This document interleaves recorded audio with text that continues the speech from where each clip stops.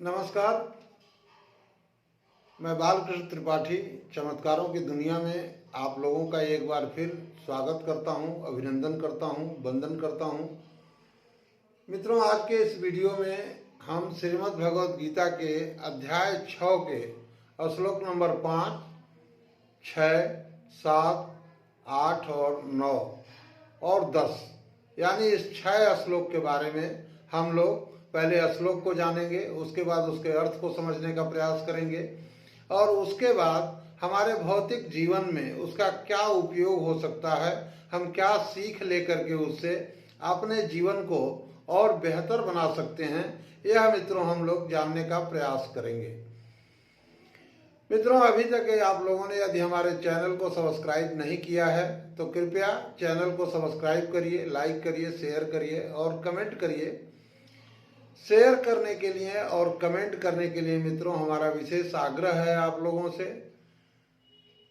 लेकिन वीडियो यदि आप लोगों को अच्छी लगती है तो आप लोग सब्सक्राइब भी जरूर करिए मित्रों। अभी हम अपने विषय पर बात करते हैं। देखते हैं श्लोक नंबर 5। उद्धरेदात्मानात्मानं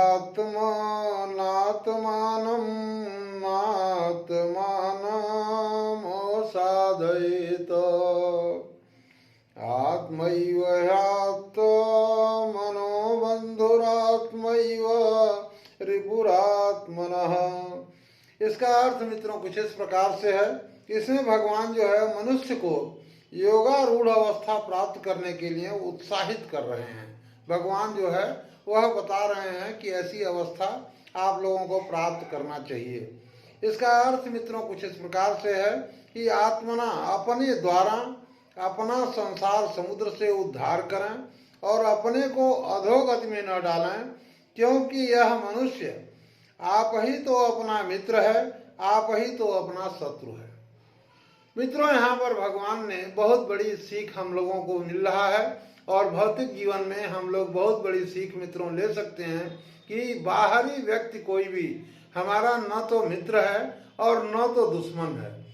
यानी कोई हमारा न तो हित कर सकता है और ना ही अनहित कर सकता है। जितना बड़ा हित और अनहित हम खुद अपना कर सकते हैं। हम खुद के अपने मित्र हैं, सहोदर हैं और खुद के ही हम अपने सबसे बड़े दुश्मन हैं। यह बहुत बड़ी सीख भगवान जो है यहाँ पर हम लोगों को दे रहे हैं मित्रों। देखते हैं मित्रों श्लोक नंबर 6। बन्धुरात्मात्मनस्तस्य येनात्मैवात्मना जितः अनात्मनस्तु शत्रुत्वे वर्तेतात्मैव शत्रुवतः। इसका अर्थ मित्रों कुछ इस प्रकार से इस श्लोक में भगवान बता रहे हैं कि मनुष्य जो है वह कैसे अपना मित्र है और कैसे अपना शत्रु है। भगवान कह रहे हैं कि जिस जीवात्मा के द्वारा मन और इंद्रियों सहित शरीर जीता हुआ है, अपने मन और इंद्रियों को जिस आत्मा ने जीत लिया है, उस जीवात्मा का, उस जीव का आप ही मित्र है।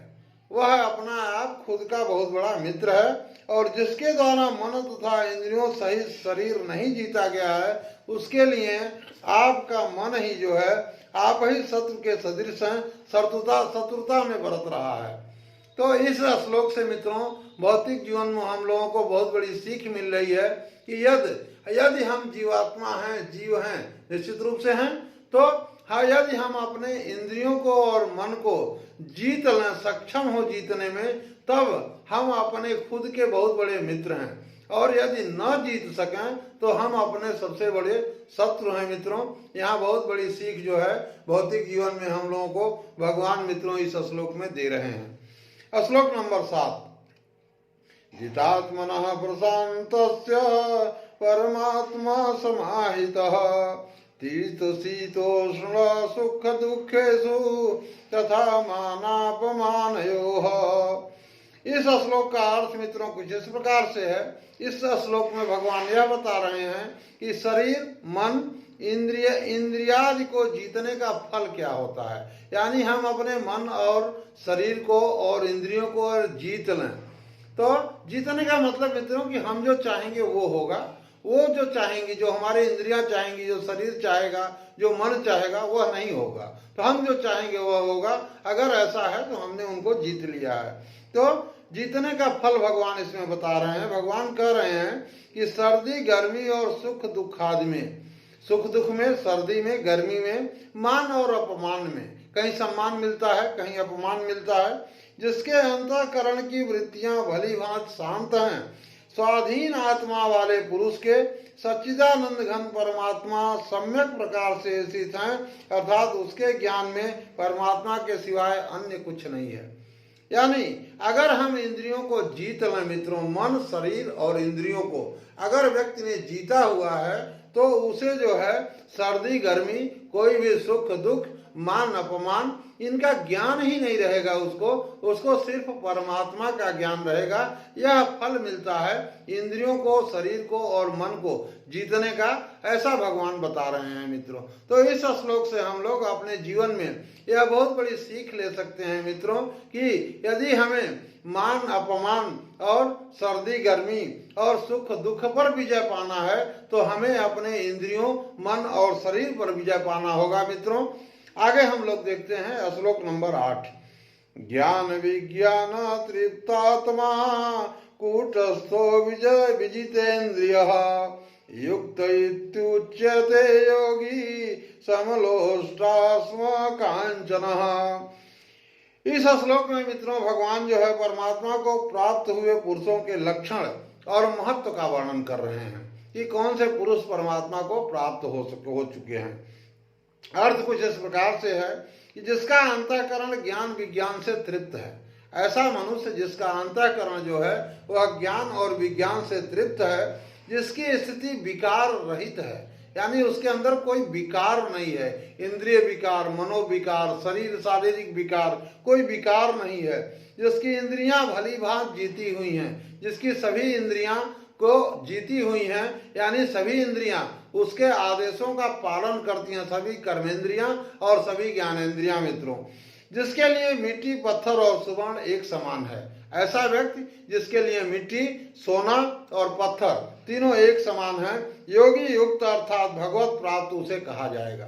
तो यहाँ भगवत प्राप्त व्यक्ति का हम लोग मित्रों लक्षण जान रहे हैं, उसका महात्म्य जान रहे हैं। इसका जो है बहुत महत्व है हमारे हम लोगों के जीवन को बेहतर बनाने के लिए, कि अगर कोई पुरुष ऐसा मिलता है तो हम यह जान सकते हैं कि वह व्यक्ति जो है परमात्मा को प्राप्त हो चुका है, यदि ऐसे लक्षण उसके अंदर मिल रहे हैं मित्रों। यह जानकारी हम लोगों को यहाँ पर इस श्लोक से मिली। अब हम लोग मित्रों देखते हैं श्लोक नंबर 9। सुहृन्मित्रायुदासीन मध्यस्थ द्वेष्य बंधुषु साधुक्वपि च पापेषु समबुद्धिर्विशिष्यते।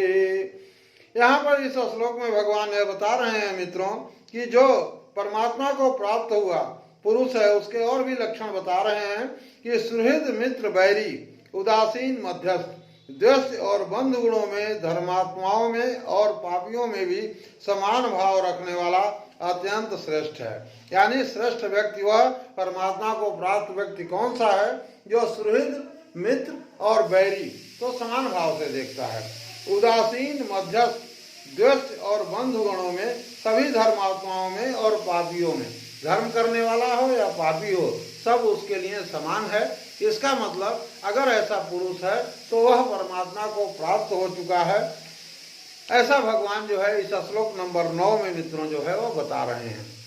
श्लोक नंबर 10। योगी युञ्जीत सततमात्मानं रहसि स्थितः एकाकी यत चित्तात्मा निराशीर परिग्रह। इस श्लोक का अर्थ मित्रों कुछ इस प्रकार है। इसमें भगवान जो है वह ध्यान योग का साधन करने के लिए हम लोगों को, मनुष्य जाति को और अर्जुन को प्रेरित कर रहे हैं। भगवान कह रहे हैं कि मन और इंद्रियों सहित यत चित्तात्मा, यानी चित्त, मन और इंद्रियों सहित शरीर को बस में रखने वाला, आशा रहित, कोई आशा नहीं है उसे, संग्रह रहित, कोई संग्रह नहीं कर रहा है, योगी अकेला ही एकांत स्थान में स्थित होकर आत्मा को निरंतर परमात्मा में लगाए। ऐसा भगवान जो है वह योगियों के लिए, ध्यान योग करने वाले लोगों के लिए, यानी सांख्य योगियों के लिए ऐसा भगवान जो है उद्देश्य दे रहे हैं। मित्रों, यहाँ पर हम शारीरिक मनुष्यों को, हम लोगों को यह जानना है कि हमें ध्यान योग के सिर्फ लक्षण जानने हैं कि कौन सा पुरुष ध्यान योगी हो सकता है लेकिन हमें कर्म योग का पालन करना है। और कर्म योग भगवान पहले ही बता चुके हैं कि जो फल ध्यान योग का है वही फल जो है वह कर्म योग का है। मित्रों, और कर्म योग में कुछ नहीं करना है, हमें सिर्फ सारे सांसारिक वृत्तियों में लगे रहते हुए हमें सिर्फ जो है वह समत्व योग से, समत्व भाव से जो है वह अपने कर्म से और अपने कर्म के फल से उदासीन रहना है, उसका कोई आशा नहीं रखना है। अगर हम ऐसा कर सकें तो संसार के सारे वृत्तियों में रमते हुए, सब कुछ करते हुए भी हम ध्यान योग, कर्म योग, माध्यम तो उसे कर्म योग कहा जाएगा, लेकिन ध्यान योग जो अकेले में योग कर रहा है, अकेले में अपने शरीर से तप कर रहा है, अपने इंद्रियों को वश में कर रहा है और आशा रहित, संग्रह रहित है, ये सब कुछ वो कर रहा है, उसके बराबर फल मित्रों हम लोग पा सकते हैं कर्म योग की का पालन करके यहाँ पर जो है। तो मित्रों, यहीं पर हम अपने इस वीडियो को परिपूर्ण कर रहे हैं। हम मिलते हैं अपनी अगली वीडियोज में। आशा है वीडियो आप लोगों को अच्छी लगेगी। तब तक आप लोग अपना अच्छे से ध्यान रखिए। हम मिलते हैं मित्रों अपने अगले वीडियोज में। आप लोगों को बहुत बहुत धन्यवाद।